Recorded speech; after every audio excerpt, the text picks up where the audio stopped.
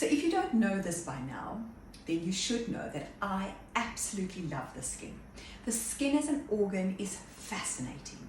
Now today I want to talk about two cells that you get in the skin, the only two that's both got a body with dendrites.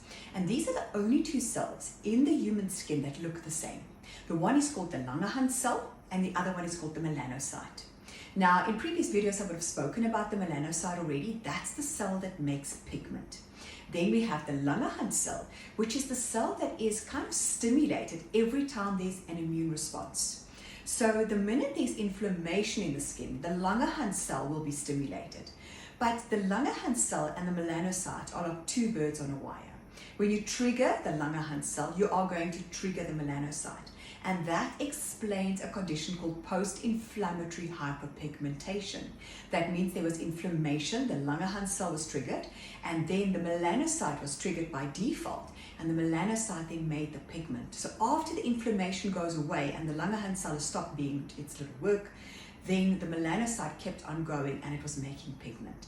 So of course we can treat that. But an interesting fact about the melanocyte is it's a cell that's there to protect us and to protect our skin. The first thing it does is make color. So imagine it to make your natural sun protection factor.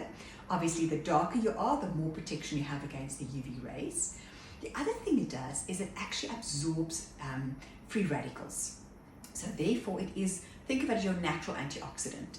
So but as it sometimes absorbs these free radicals, what happens is that the DNA of that melanocyte can be damaged. And that's when it starts making pigment, or it stops making pigment, because now that nucleus of that cell has been damaged and it cannot work the way it should anymore.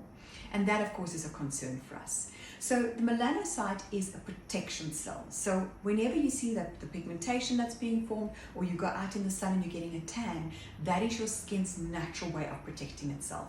Now the best way we can be kind to this melanocyte is by giving it a lot of antioxidants. So even when you take a good multivitamin, vitamin C, vitamin B5 is amazing, vitamin B3 is fantastic for the melanocyte, your vitamin A, of course, vitamin E. So those are really good key ingredients to take internally, but also apply onto your skin to just help and power up your melanocyte so that it can protect you better and also preserve itself. So hopefully it cannot get damaged in the long run.